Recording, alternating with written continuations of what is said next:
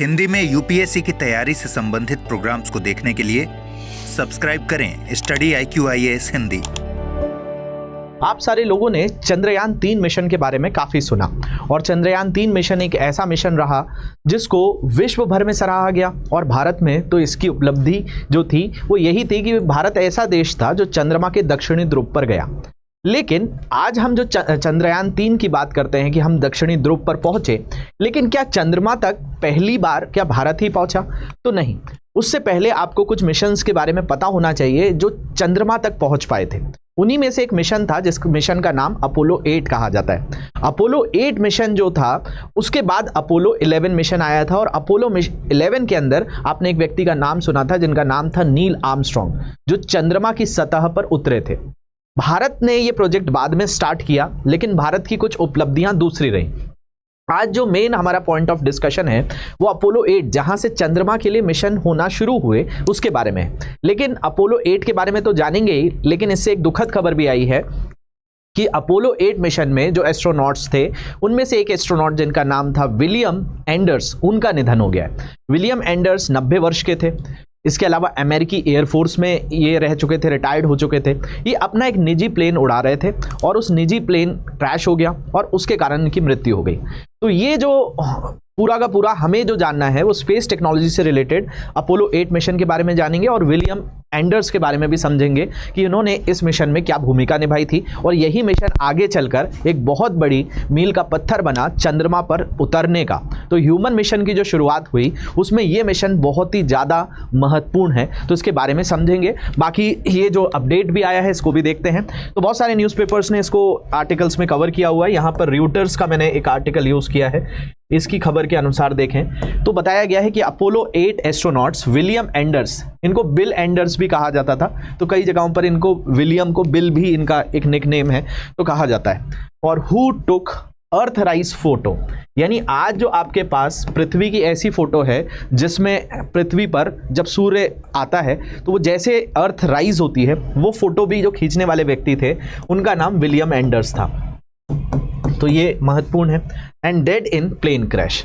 इसके अलावा यहाँ पर एक और आर्टिकल आप देखें CNN का है कि Apollo 8 astronaut William Anders who took iconic Earthrise, यानी ये पिक्चर के बारे में काफ़ी चर्चा होती है अर्थराइज के बारे में।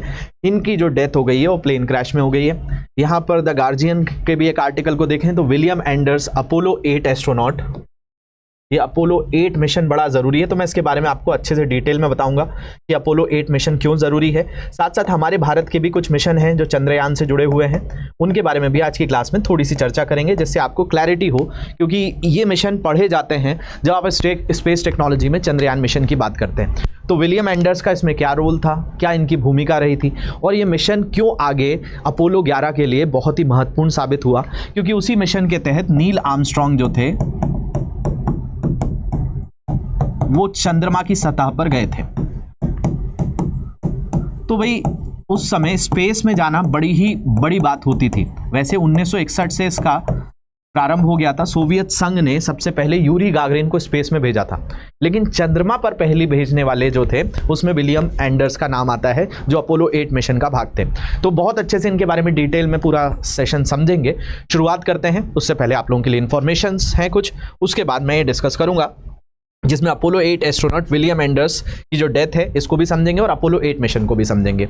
शुरुआत करने से पहले मैं आप लोगों को बताना चाहता हूं कि जो स्टूडेंट्स अभी स्टार्टिंग से फाउंडेशन से प्रिपेयर करना चाह रहे हैं और ऐसे ये जितने भी टॉपिक्स हैं, ये टॉपिक्स आपके स्ट्रांग होते हैं जब आपका फाउंडेशन अच्छा होता है। जैसे यहाँ मैं साइंस टेक के टॉपिक्स को रोज़ाना आपको कवर कर रहा हूँ ताकि आप बेहतर तरीके से साइंस टेक के भी टॉपिक्स को समझ पाएँ।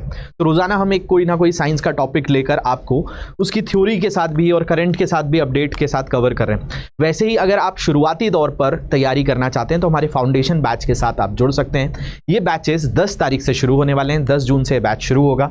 शाम 6 बजे का ये बैच है। इसमें आपको लाइव क्लासेस, CSET की क्लासेस, करंट अफेयर्स प्रोग्राम, इसके अलावा आपको इसमें खास एक फीचर ये मिलता है कि आपका प्रीलिम्स एग्जाम क्लियर होगा तो आपको मेंस की तैयारी के लिए दिल्ली आना होता है। दिल्ली में कोचिंग्स का रेट और दिल्ली के साथ साथ यहाँ रहना काफ़ी महंगा है।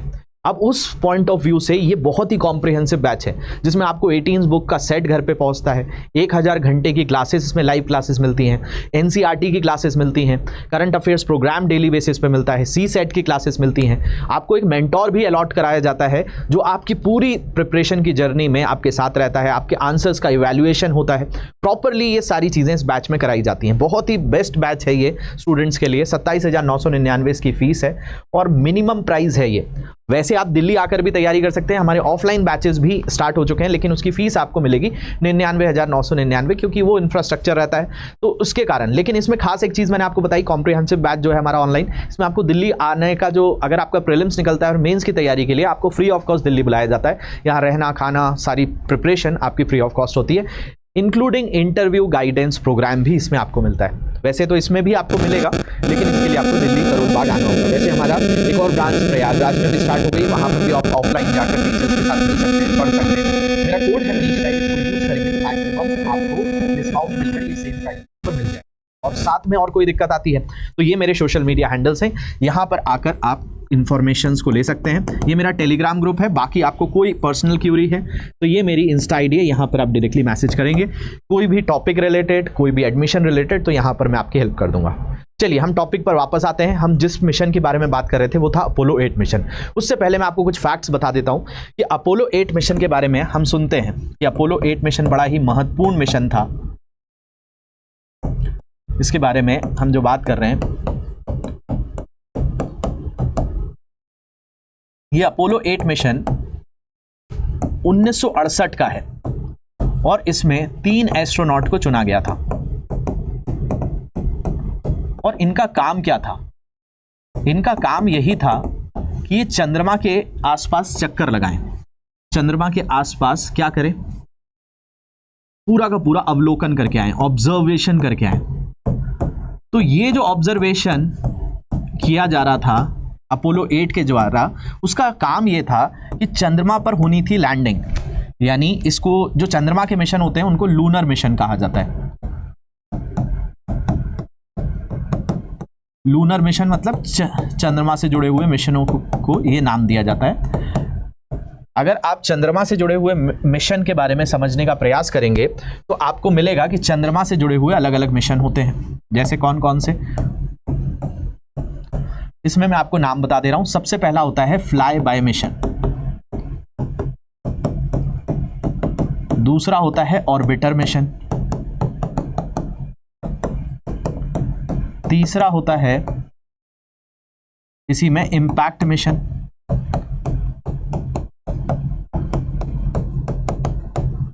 लैंडर मिशन, रोवर मिशन और एक होता है ह्यूमन मिशन। देखिए जितने नाम मैंने आपको लिखे हैं इसको ध्यान से समझेंगे। इसमें अगर हम सीधे तौर पर बात करें तो पहला जो मिशन लिखा है वो फ्लाई बाय है, चंद्रमा के नजदीक से गुजर जाना और गुजरते हुए चंद्रमा को देख लेना, इसको फ्लाई बाय कहा जाता है। दूसरा होता है चंद्रमा के आसपास चक्कर लगाना कक्षीय, उसको कहा जाता है ऑर्बिटर मिशन।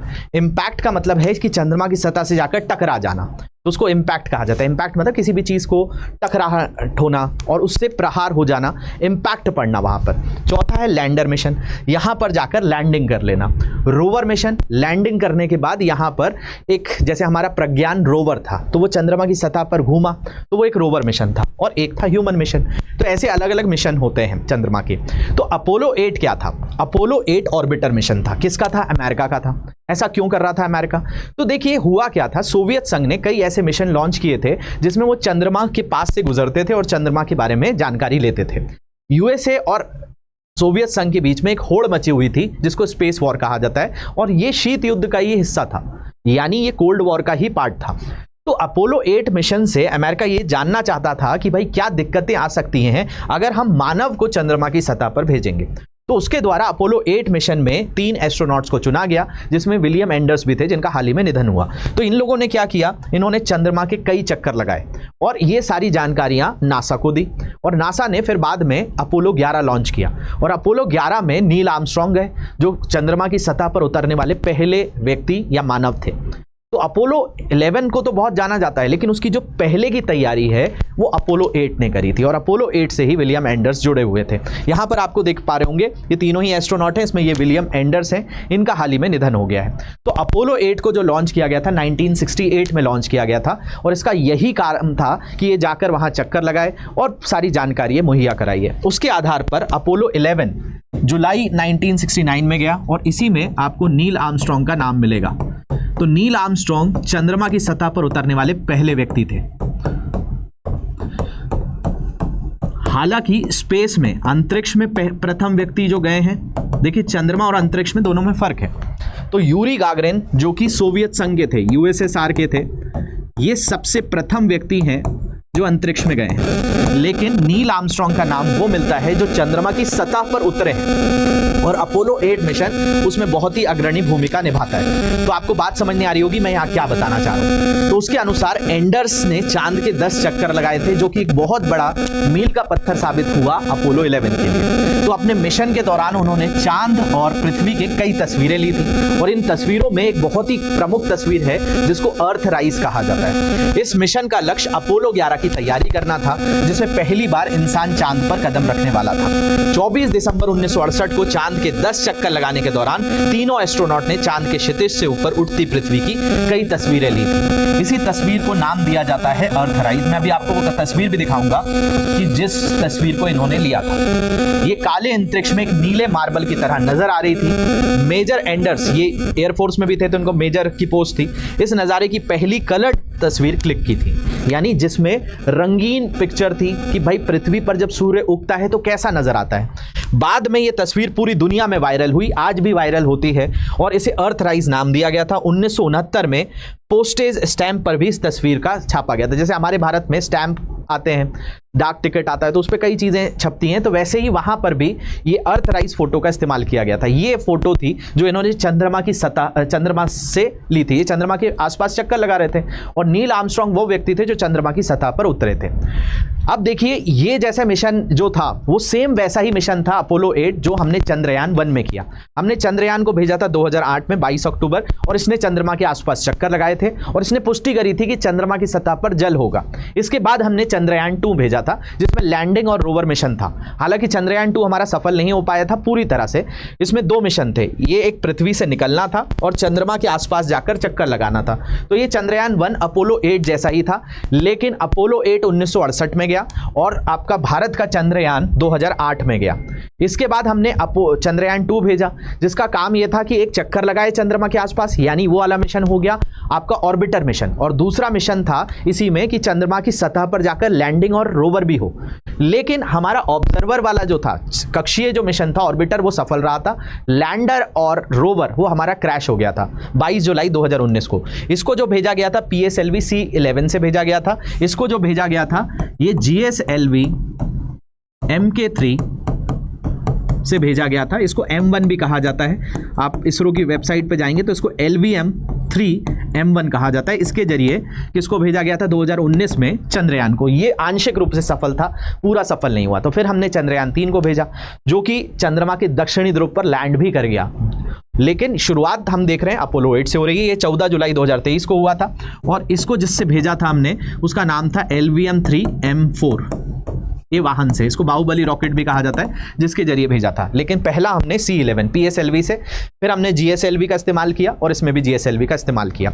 तो कुल मिलाकर अपोलो 11 मिशन के बैकअप पायलट के तौर पर विलियम एंडर्स को जाना जाता था, जिसके बारे में आज हम चर्चा कर रहे हैं। तो अपोलो 8 मिशन जिसमें कौन थे, विलियम एंडर्स थे, जिनको मैंने बताया कि इन्हीं को बिल एंडर्स भी कहा जाता है। तो अपोलो 8 मिशन के अलावा बिल जो थे अपोलो 11 मिशन के बैकअप पायलट थे, यानी अगर उसका पायलट फेल होता तो इनको वापस भेजा जाता। हालांकि जरूरत नहीं पड़ी, ये अपोलो 8 में ही गए। ये वही मिशन था जिसके तहत नील आर्मस्ट्रॉन्ग ने 24 जुलाई 1969 को चांद पर पहला कदम रखा था। तो भाई आप लोग कई बार ऐसा सुनते हैं ना कि भाई हम सब हर व्यक्ति को जानते हैं कि जो पहली बार पहुंचा, लेकिन जिसने तैयारी करी, जिसने पूरा बैकअप दिया, जिसने पूरा रिसर्च किया, उसमें बहुत बड़ी भूमिका बिल एंडर्स की थी, जिनकी हाल ही में 90 वर्ष की उम्र में मृत्यु हुई है। तो बिल एंडर्स का जन्म बताया जाता है, जिनकी अभी हाल ही में मृत्यु हुई है, वो 17 अक्टूबर 1933 को हांगकांग में हुआ था। खास बात यह है ये अमेरिका में थे, लेकिन इनके पिता जो थे वो चाइना की नेवी में काम करते थे। तो पिता चीन की नेवी में काम करते थे, इनका जन्म हांगकांग में हुआ था। बाद में ये अमेरिका चले गए थे। जुलाई 1937 में चीन पर जापान के हमले के बाद बिल अपनी मां के साथ फिलीपींस चले गए। इसके बाद वे अमेरिका चले गए। उन्होंने नेवल एकेडमी से पढ़ाई करी।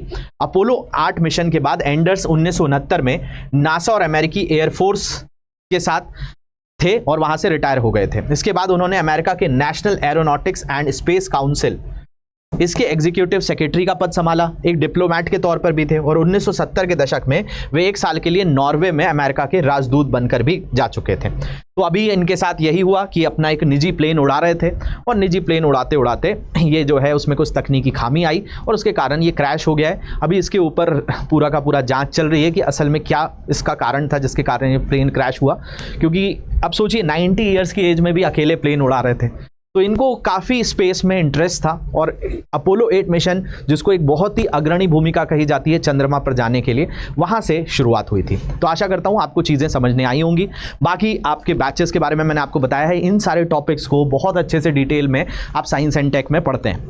तो सारे टॉपिक्स हैं defence technology, space technology, nano technology, nuclear technology, इसके अलावा आपका AI, फ्रंटियर, ये सारी चीज़ें बहुत डिटेल में आपको बैचेस में मिल जाती हैं। तो इस बैच का आप हिस्सा बन सकते हैं। 10 जून से क्लासेस शुरू हो रही हैं, तो जाइए जल्दी से ऐप या वेबसाइट पर।